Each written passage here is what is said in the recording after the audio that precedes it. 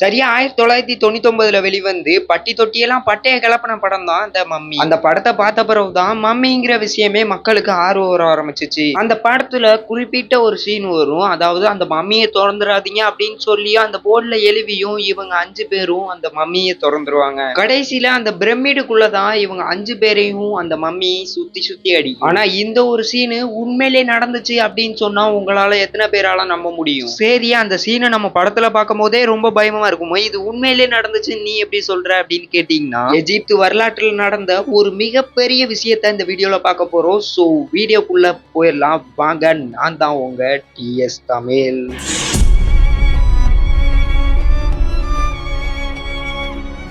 இன்னைக்கு நம்ம இந்த ஒரு ஸ்டோரியை பார்க்க போற இடம் எகிப்து. சரியா ஒரு 100 வருஷத்துக்கு முன்னாடி போனோம்னா 1922ல நடந்த இந்த ஒரு ஏதாவது தங்க புதையல் கிடைக்குமா அப்படின்னு சொல்லி ஒரு கூட்டம், ஏதாவது மம்மி உடல் கிடைக்குமா அப்படின்னு சொல்லி இன்னொரு கூட்டம். இவங்க தேடிக்கிட்டு இருந்த இந்த ஒரு நேரத்துல ஒருத்தர் வந்து இங்கெல்லாம் எதுவும் கிடைக்காதீங்க, வேல்யூ ஆஃப் கிங்னு அப்படின்னு சொல்லி ஒரு பள்ளத்தாக்கு இருக்கு, அங்க போய் தேடி பாருங்க நிறைய கிடைக்கும் அப்படின்னு சொல்லி. அதாவது எகிப்துல நிறைய மக்கள் இறந்திருக்காங்க, அதுல ராஜ வம்சத்தை சார்ந்தவங்களை மட்டும் ஒரு தனி பள்ளத்தாக்குள்ள அடக்குவாங்க. அந்த இடத்துக்கு பேர் தான் வேல்யூ ஆஃப் த கிங். இவர் சொன்ன உடனே பல ஆராய்ச்சியாளர்கள் முந்தி அடிச்சுட்டு ஓடி வராங்க. இந்த ஆராய்ச்சியாளர்களுக்கு தான் உதவி செஞ்சுக்கிட்டு இருந்த உள்ளூர்வாசி சின்ன பையன் ஒருத்தன் திடீர்னு நடந்து வந்துகிட்டு இருக்கும் போது ஒரு பள்ளத்தாக்கு தட்டி கீழே விழுந்துடுறான். என்ன ஆச்சுப்பா அப்படின்னு சொல்லி கேட்டு அந்த பள்ளத்தாக்க நகட்டி பாக்குறாங்க. உள்ள படிக்கட்டு போட்டு ஒரு சுரங்கம், எல்லாருமே உள்ள போய் பாக்குறாங்க. உள்ள ஒரு தங்கத்திலான அத கதவு, அதை படிச்சு பார்க்கும் போதுதான் தெரியுது இது 3000 வருஷத்துக்கு முன்னக்கட்டியே பூட்டப்பட்டது. இது மட்டும் இல்லாம உள்ள யாரும் பேராதீங்க, உங்களுக்கு தான் ஆபத்து அப்படின்னு சொல்லி போட்டிருக்கு. உள்ள போய் பார்க்கும்போது தான் தெரியுது தங்க கட்டிகள், வைர காசுகள் அப்படின்னு சொல்லி எக்கச்சக்கமான தங்கங்கள் இருந்திருக்கு. இத பார்த்த மொத்த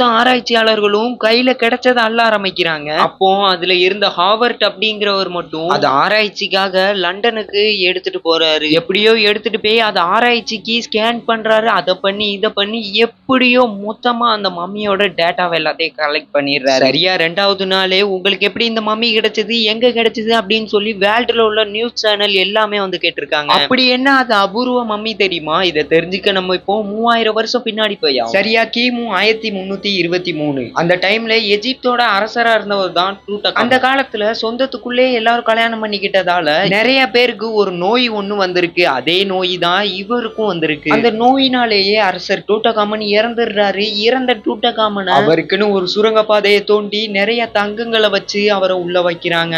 எதிர்காலத்துல யாரும் இதை தொடர்ந்துடக்கூடாது அப்படின்னு சொல்லி பல சூனியர்காரர்களை கூப்பிட்டு எக்கச்சக்கமான விஷயங்களை பண்ணி அந்த கதவை இறுக்கமா பூட்டுறாங்க. அந்த கதவை பூட்டினது மட்டும் இல்லாம அதுக்கு பக்கத்திலே இதை யாரும் திறந்துடக்கூடாது அப்படின்னு சொல்லியும் எழுதி வைக்கிறாங்க. இதுதான் டூட்டகாமனை பத்தி வரலாற்றுல சொல்லப்பட்டது. இவ்வளவு பெரிய விஷயம் வரலாற்றுல சொல்லப்பட்டிருக்கு. உங்க நண்பர்கள் எல்லாரும் தங்கத்தை எடுத்துட்டாங்க, நீங்க அந்த மம்மியே எடுத்துட்டு வந்துட்டீங்க, உங்களுக்கு பயமா இல்லையா அப்படின்னு சொல்லி ஒரு இன்டர்வியூல கேட்டிருக்காங்க. கட்டுக்கதைக்கெல்லாம் நான் பயப்பட மாட்டேன் அப்படின்னு சொல்லியிருக்காரு ஹாவர்ட். இது மட்டும் இல்லாம மக்கள் எல்லாருமே இது கட்டுக்கதை தான் அப்படின்னு சொல்லி நம்பிட்டாங்க. சரியா இப்படியே 2 வருஷம் போகுது. அந்த ஒட்டுமொத்த டீமுக்கே லீடரா இருந்த லா கார்னர் அப்படின்னு சொல்லி ஒருத்தர் இறந்துடுறாரு. அடுத்த 1 வருஷம் கழிச்சு அந்த தங்கத்தை எடுத்த நிறைய பேர் இறக்க ஆரம்பிச்சிருக்காங்க.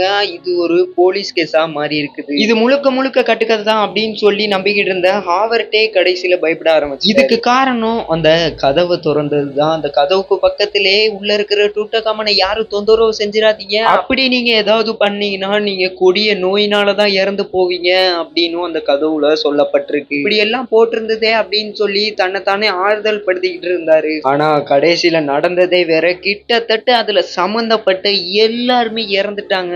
இவர் ஒருத்தர் மட்டும்தான் உயிரோட இருந்திருக்காரு. இப்படியே கொஞ்ச நாள் போகுது. நிப்பாமா அப்படிங்கிற ஒரு நோய் வந்துருது. புரியுத மாதிரி சொல்லணும்னா பிளட் கேன்சர். அந்த மம்மி ஆராய்ச்சி பண்ணா நான் மட்டும்தான் உயிரோட இருக்கேன், நான் எப்ப இறந்து போவேன் அப்படின்னு சொல்லி எனக்கே தெரியல அப்படின்னு சொல்லிட்டு சூசைட் பண்ணிக்கிட்டாரு. சரியா அந்த ரிசர்ச்ல ஈடுபட்ட சின்னவங்கல இருந்து பெரியவங்க வரையும் எல்லாருமே 16 வருஷத்துக்குள்ள உயிரிழந்துட்டாங்க. இப்படிதான் நம்மள சிலர் நினைப்போம் இதெல்லாம் சும்மா கட்டுக்கதை தான் அப்படின்னு சொல்லி. அப்படிதான் ஹாவர்டும் நினைச்சாரு. பொதுவாகவே ஆராய்ச்சியாளர்கள்லாம் நல்ல சக்தி கெட்ட சக்தி எல்லாம் நம்ப மாட்டாங்க. அவங்க நம்மளை விட பயங்கர ஸ்ட்ராங்கா இருப்பாங்க, சயின்ஸை மட்டும் தான் நம்புவாங்க. ஆனா அப்படிப்பட்டவரே கடைசியில ஒரு லெட்டரை எழுதி வச்சுட்டு தான் இறந்து போயிருக்கு. நான் டூட்டகாமன் பெட்டியை திறந்து மிகப்பெரிய தப்பு பண்ணிட்டேன், அது என்னை இப்படி பழி வாங்கிடுச்சு அப்படின்னு சொல்லி ஒரு லெட்டர் எழுதி வச்சிருக்கு. சரி, இது டூட்டகாமனோட சமமா கூட இருக்கலாம். ஸோ இந்த சம்பவத்தை பத்தி நீங்க என்ன நினைக்கிறீங்க அப்படின்னு சொல்லி மறக்காம கமெண்ட்ல சொல்லிட்டு போங்க.